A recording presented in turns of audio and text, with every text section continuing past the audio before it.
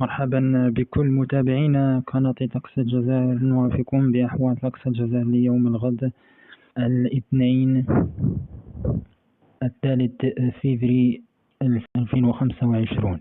إذا حيث نتوقع دائما استقرار أو عفوا دائما استمرار للتقلبات الجوية على جل المناطق الشمالية منها الغربية الوسطى وكذلك الشرق. يعني راح نبقى نسجل بعض الأمطار المتوسطة مع كذلك بعض الثلوج على السواحل الوسطى والشرقية إن شاء الله خلال الفترة الصباحية.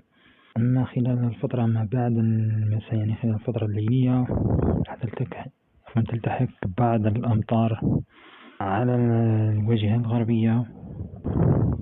من يشاهد ببعض الأمطار راح تكون غزيرة إن شاء الله الولايات كولاية وهران سيدي بالعباس عين تموشنت وتلمسان بإذن الله. أما المناطق الوسطى راح تستقر الحالة إن شاء الله. إذا كان يبقى العلم لله وحده. والسلام عليكم ورحمة الله وبركاته.